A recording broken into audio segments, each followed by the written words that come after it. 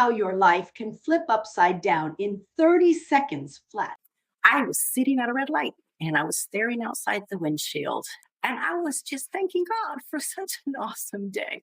I live in a place where there's a lot of sunshine, and it was a beautiful, clear day. And I just loved it. And I thought, what an awesome day. And then, bam, out of nowhere, I am 6 lanes across the traffic. And I had no idea that in 30 seconds, I was going to go from thanking God for an awesome day to losing 3 years of my life that was totally devastating. One side of my body completely was numb. I could feel nothing. After surgeries and therapies and lawsuits, I had money spent. I had emotion spent. I had time spent. And I hated. I know that's a strong word. We all do sometimes.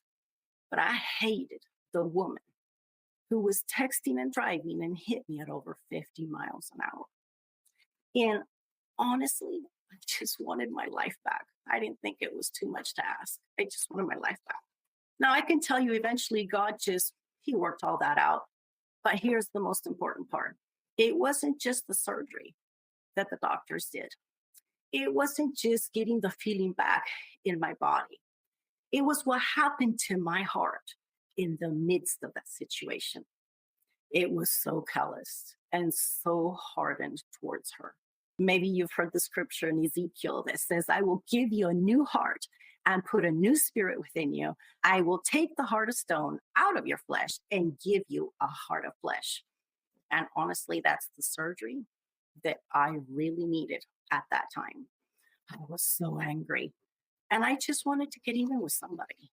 And then I realized that the same God who put the sun in the sky that day, that gorgeous day, and he paid a price for me, he paid the same price for the woman that wrecked my life for 3 years.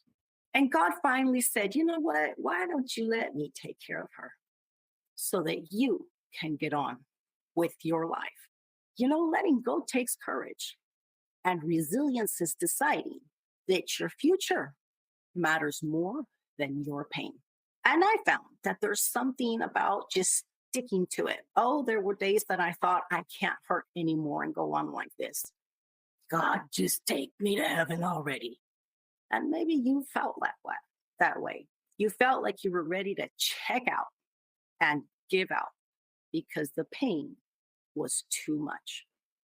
But if there's a little bit of hope in you that the God of the universe knows and cares about you, you need to believe that of all the things that have gone wrong in your life, he is bigger than that. And he is completely in control.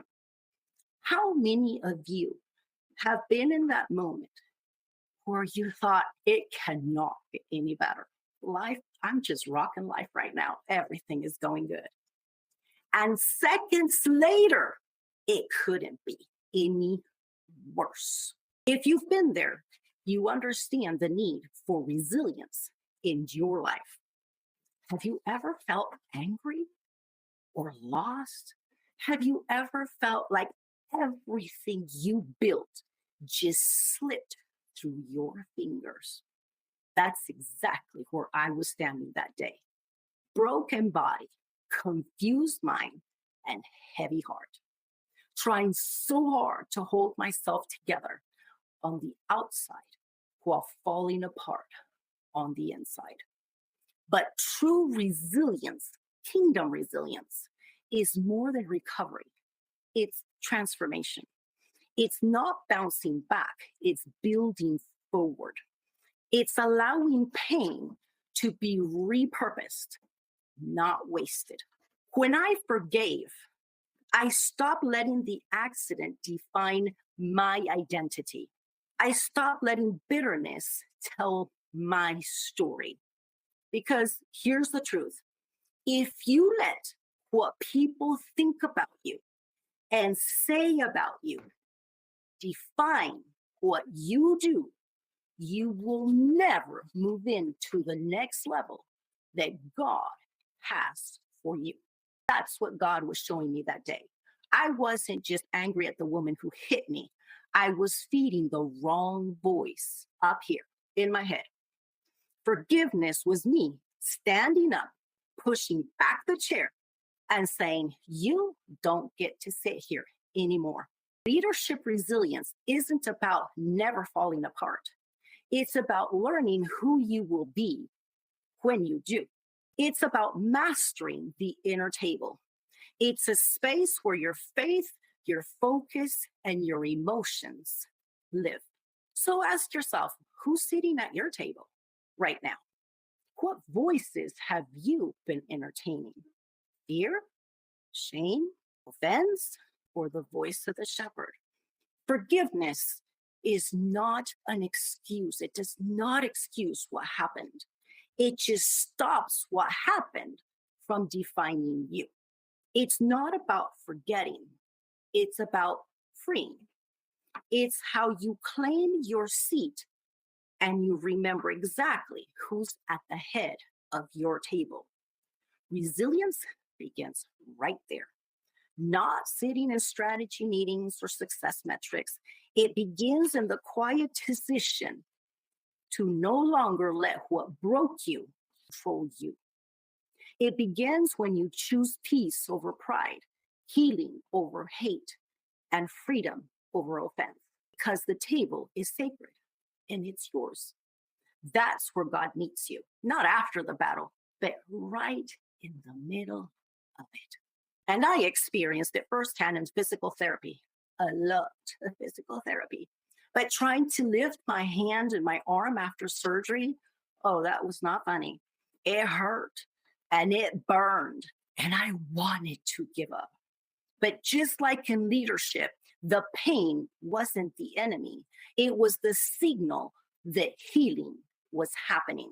Each rep that I did was a small victory that restored confidence in my ability to move my arm again. That's when I began to lead from a place of clarity, from confidence, from a place of peace.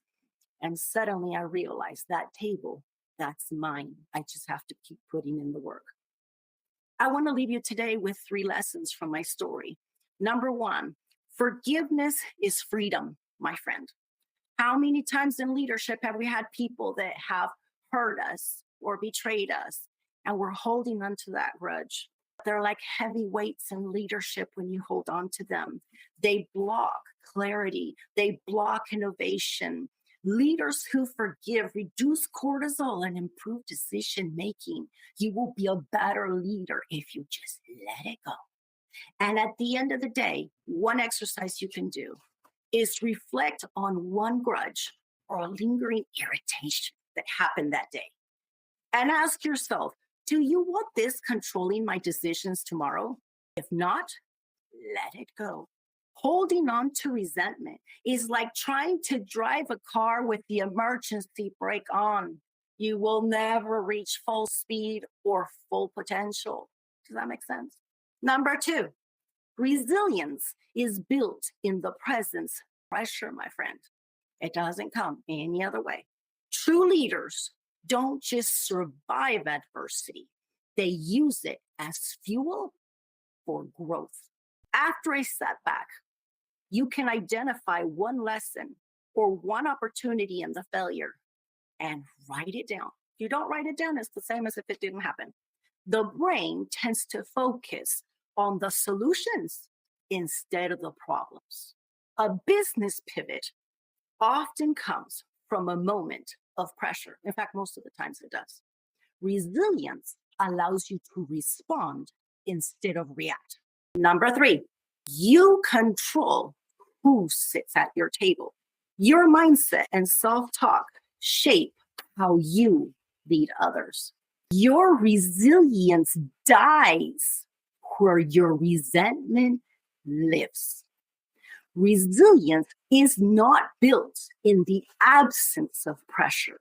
It's built in the presence of it. There's a scripture in Psalm 23 that says that God has prepared a table for us in the middle of, in the presence of our enemies. The table is set. At that table, there's freedom, there's peace, there's healing, there's hope, there's provision, there's clarity, there's wisdom, there's strength. And all of it is there ready for you. But only you get to decide who gets a seat at that table. Don't give the enemy a seat at your table. The enemy doesn't need to destroy your table. He just needs to join the conversation that's going on in your head. He doesn't take away your calling. He only has to shape how you see yourself in it. And he does it through thoughts, through lies, through bitterness, through unforgiveness. And when you sit with resentment, you replay the wound over and over again, and you allow the offense to settle. You handed him a seat and a microphone. And before you know it, your peace is gone, your clarity fades, and your leadership loses power. Toxic thoughts or enemy voices in your head weaken your leadership. Here's an actionable trick for you. Create a table check daily, identifying the voices in your head. Are they fear-based or faith-based? Replace the toxic ones with empowering ones. It's all about what you talk to yourself about. Just like in a boardroom, the wrong people that dominate the conversation at the table are the ones that make the company suffer. Protect your mental boardroom the same way. And remember, the table, it's yours. Don't give the enemy a seat at your table. Lead from your place of peace, of your purpose, and your power. As leaders, God has called us to step into that role.